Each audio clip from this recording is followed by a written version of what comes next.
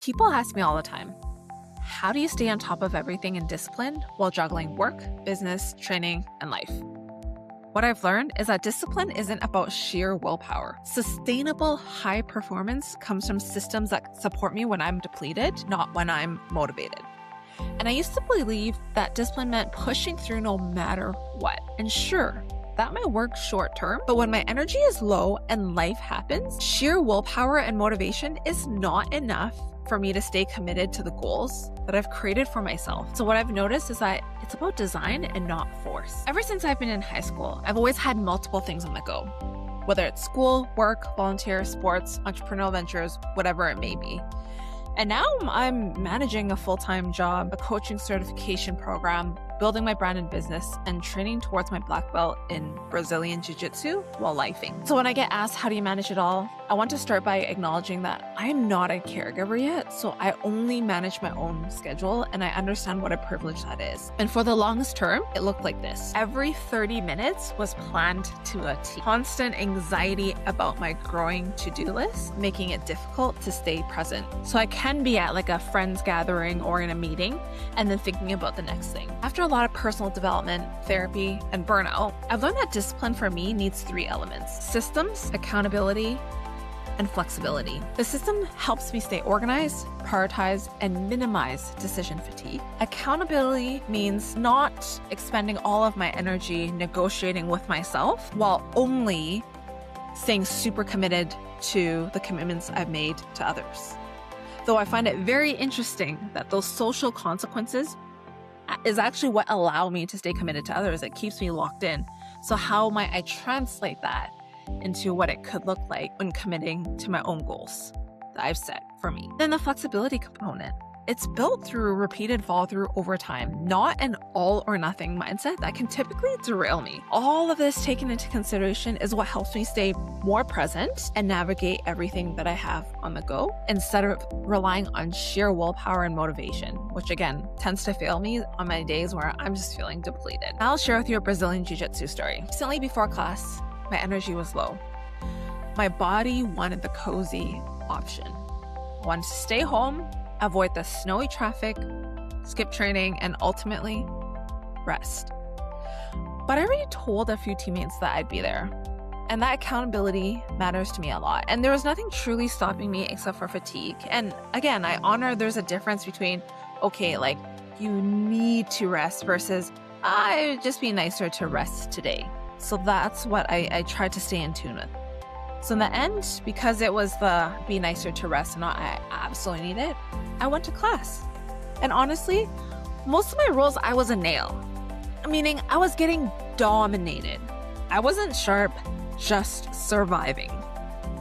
But I showed up. Every time I follow through on a commitment, even when it feels like I'm pushing a freaking boulder uphill, this happens. I'm like, hell yeah, I just earned another proof point that I can do it. Then gratitude follows. I have the privilege and the resources to actually show up. And although my best effort looked different that day, that was okay. And this shows up everywhere, whether it's in work, business, studies, fitness routine, leadership, personal relationships. Discipline is understanding what is most important to me and why, followed by what my best effort needs to look like that day, then following through consistently in a way that adapts to the context. So here are 6 parts to a system that I've designed for myself when my willpower and motivation is low. 1, the why. If I don't understand why something matters or what the SMART goal is, I'm far less likely to follow through. So clarity fuels commitment.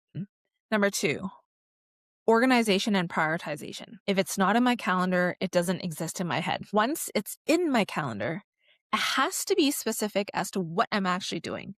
So for example, developing 3 strategic partnerships versus working on my business. And when I'm filtering through what commitments to put through, I use my values. Then I layer that on with backing up with boundaries. The latter, way easier said than done. But it is required if I want to honor my capacity, deliver quality work, and show up in an impactful way. Number 3, accountability. I actually think it's quite fascinating that I follow through on my commitments to others significantly more than I follow through on the commitments I make to myself. It's funny because the latter, I tend to negotiate with myself versus the former. There's a lot of social consequences that I'm hyper cognizant of because I want to be a trustworthy and reliable individual for others. So depending on my goal now, I'm learning to lean more into an external system or individuals like a coach, teammates, friends to help me give myself the same respect that I give to others and follow through. And I recently heard on the podcast, We Can Do Hard Things. When you consistently honor commitments to yourself, your body learns to trust you. And that struck a nerve with me. Number 4, a low willpower plan.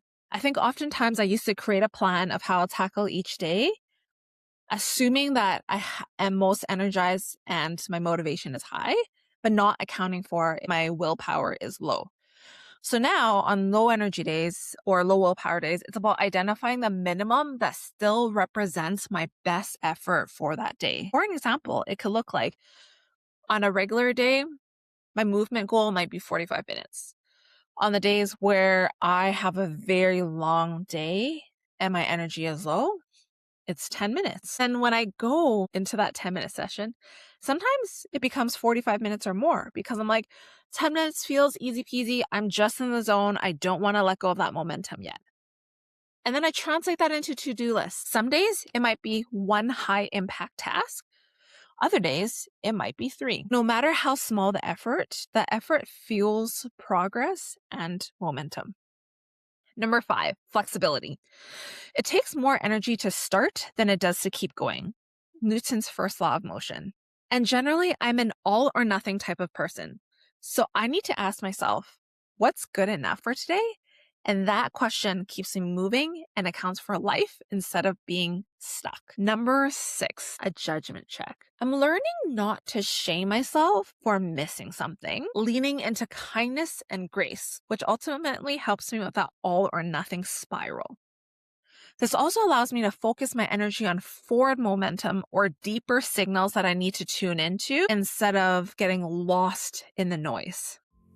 By incorporating these 6 elements, I'm reminded that this system will continue to evolve, especially as my life and responsibilities will. That's something that I hope really sticks with you, is as life continues to life, you assess what actually works still and what might I actually tweak a little bit so that it works for me now. That's why self-leadership is so important. Sometimes the signals are real.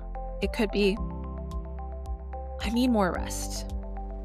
I'm at capacity. I really want blank.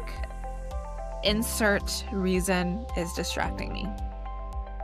Other times, it might be noise, whether it's comparison or constant input from others, leading to thoughts like, well, my immigrant parents work nonstop. Why am I not doing more? If someone else can do blank, why can't I? Leading the leader within requires you to hear those thoughts, validate them, then consciously choosing how to move forward. As I wrap up this episode, I want to leave you with a few questions. Number 1, what are you working towards? Number 2, why is it important to you? And number 3, what system would help you follow through on the days that you're feeling depleted, low energy, low motivation, and not just the days where you're highly motivated and energized. So if you've stayed to the end of this episode, thank you so much for your time and attention. It means more to me than you'll know, and I can't wait to stay in touch with you on my next episode.